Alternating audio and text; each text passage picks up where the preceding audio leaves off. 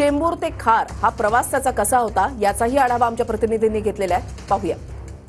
सैफ अली खान यांच्यावरती जीव घेणे हल्ला झालेल्या आरोपीला अखेर आता मुंबई पोलिसांकडनं ताब्यात घेण्यात आला आहे। TV9 मराठीच्या लाईव्ह दृश्यांमध्ये आपण पाहू शकता, सध्याची एक्सक्लुझिव्ह दृश्य आपण पाहत आहात।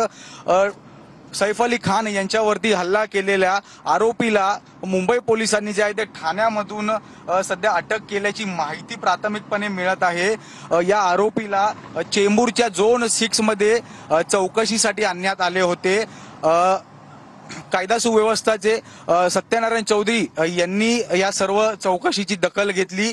या दखल घेतल्यानंतरच आता मुंबई पोलिसांकडून जे आहे ते या आरोपीला आता पुढील तपासासाठी बांद्रे या पोलीस ठाणा, जिथे सैफ अली खान यांच्यावर झालेल्या हल्ल्यासंदर्भातली केस नोंदवली होती, त्याच पोलीस स्टेशनला सध्या मुंबई पोलीस हे त्या आरोपीला नेताना पाहायला मिळत आहेत। मुंबई पोलिसांकडनं महाराष्ट्रभर या आरोपीचा तपास जो आहे तो सुरू होता। त्याचबरोबर वांद्रेतील सैफ अली खान यांच्या घराजवळ सुद्धा मोठ्या प्रमाणात चौकशी जी आहे ते सुरू होती। त्याचसोबत मुंबई पोलिसांकडनं 35 पथके जे आहे ते या आरोपीला शोधण्यासाठी कामाला लावण्यात आली होती। आता अखेर मुंबई पोलिसांना या आरोपीला पकडण्यामध्ये यश आलं आहे असं म्हणलं तर अवघड ठरणार नाही। तरी दृश्य आपण या ठिकाणी पाहताय, खार पोलीस ठाण्यामध्ये ज्या वेळेला आरोपीला पहाटे 3:30 वाजता आणण्यात आलं, त्यावेळची ही एक्सक्लुझिव्ह दृश्य TV9 मराठीवर आपण पाहताय।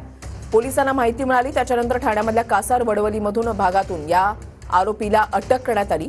जवळपास 200 पोलीस जे आहेत ते त्या ठिकाणी गेलेले होते आणि त्यांनी आरोपीला अटक केली। त्याच्यानंतर त्याला चौकशीसाठी चेंबूर पोलीस ठाण्यामध्ये आणण्यात आलं आणि त्यानंतर चेंबूरवरून खार पोलीस स्टेशनमध्ये त्याला चौकशीसाठी सध्या आणण्यात आलेलं आहे।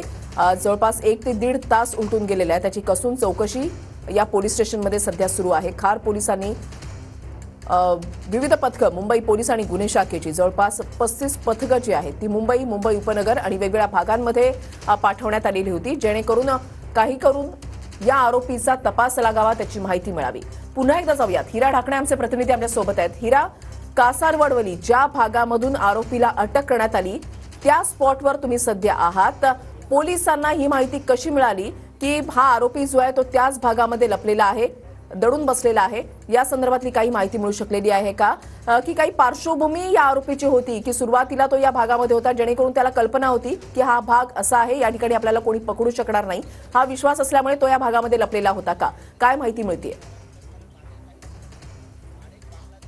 वृषाली, यात 2 माहिती आहे। एक पहिली माहिती की ह्या सुरुवातीला जो ज्या मुंबईत आला होता त्या टायमाला या हिरानंदिनी परिसरामध्ये तो कामाला होता, मजूर म्हणून काम करत होता। त्यानंतर दुसरी माहिती, पोलिसांना याचा तपास कसा लागला तर त्याचं मोबाईलचं टावर तिथं ऑन होतं आणि त्याच्या मोबाईलचं लोकेशन घेऊन पोलिसांनी या भागात जवळपास 200 पेक्षा अधिक पोलीस या भागात आले आणि त्याची ही संपूर्ण माहिती घेतलीच। पोलिसांनी त्याला ट्रेस केलं, त्यानंतर पोलिसांनी या भागात तो लपून बसला होता। या ठिकाणी लेबर कॅम्प आहे, त्या लेबर कॅम्पमध्ये तो काही दिवस राहिला पण होता अशी सुद्धा माहिती मिळते। या ठिकाणी तो राहायचा आणि ही रात्रीच्या वेळेस तो या ठिकाणी लपून बसल्याची सुद्धा माहिती मिळते। या संपूर्ण परिसराची मी पाहणी केल्यानंतर समजतं